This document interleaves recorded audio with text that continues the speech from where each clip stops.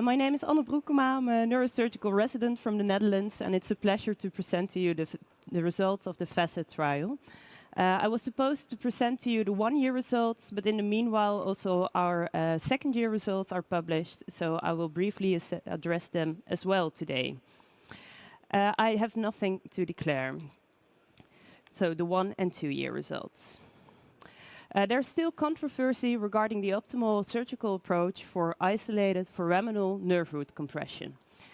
You can do an anterior cervical discectomy with fusion, ACDF, or posterior cervical foraminotomy, a PCF. In theory, PCF has less vital structures at risk. There is no need for implants, no fusion. So the question rose, is PCF maybe non-inferior to ACDF? Therefore, we set up the Foraminotomy ACDF cost-effectiveness trial. It is a randomized controlled trial with a non-inferiority design. Patients are eligible if they had a one-sided, single-level, isolated cervical foraminal radiculopathy, and we calculated a sample size of 308 patients. The follow-up was 2 years. Today, I will speak about the 1- and 2-year clinical results. There were 9 participating medical centers, as shown in the figure, throughout the Netherlands. The primary outcome was the success rate based on a 4-point rating scale, the ODM criteria, and the decrease of arm pain, measured by a visual analog scale from 0 to 100 millimeters. Secondary outcomes were neck pain, neck disability index, the workability, quality of life, and serious adverse events, including complications and reoperations. Primary outcomes were analyzed regarding the intention to treat principle with a one-sided 95% confidence interval and a non-inferiority margin of 10%. Secondary outcomes were analyzed exploratively, so with a two-sided 95% confidence interval. For the 2-year results, we took also into account all time points, and we used a generalized linear mixed effect model. In total, 389 patients were eligible, 265 underwent randomization, and the most common reason to not receive surgery was spontaneous improvement of symptoms, as we know from cervical radiculopathy. The majority were included in the 1- and 2-year analysis. We calculated a sample size of 308 based on the presented details, but when the COVID pandemic started and all non-emergent healthcare was cancelled, we had 265 patients, so we decided to do an interim power analysis. The power analysis was high, so there was a low chance of false negative outcomes, and therefore we decided to end the study prematurely. These are the baseline characteristics, and there were no statistically significant differences.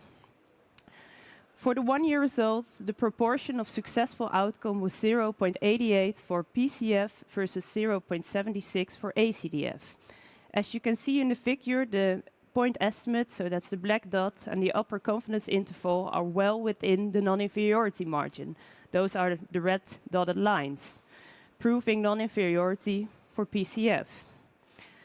Arm pain showed a difference around 3 millimeters, so on a scale of 0 to 100, between groups, in which the 1-year score also was within the non-inferiority margin. All secondary outcomes had small between-group differences with two-sided confidence intervals including 0, meaning no statistical significant differences. Serious surgery-related adverse events, including reoperations, occurred in 6% in both groups, of which 5% were reoperations in PCF versus 3% in the ACDF group, which was not statistically significant different. For the 2-year results, on all time points, the measures of success rate were within the non-inferiority margin, as shown in the figure. For arm pain, also the outcomes on the diverse time points were similar between the groups. For secondary outcomes, also no statistically significant differences. After 2 years, reoperations occurred in 8% in the PCF group versus 6% in the ACDF group. Again, a non-statistical significant difference. So This is the first multi-center RCT demonstrating non-inferiority for PCF.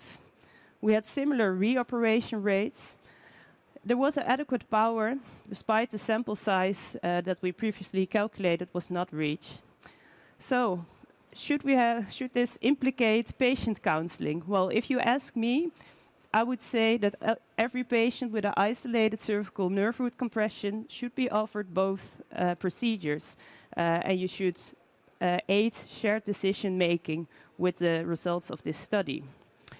Upcoming are also the cost-effectiveness studies of PCF versus ACDF, where we will analyze if PCF also has an economic advantage. In conclusion, patients with cervical foraminal radiculopathy, PCF was non-inferior to ACDF regarding success rate and arm pain at 1 year and 2 year follow-up.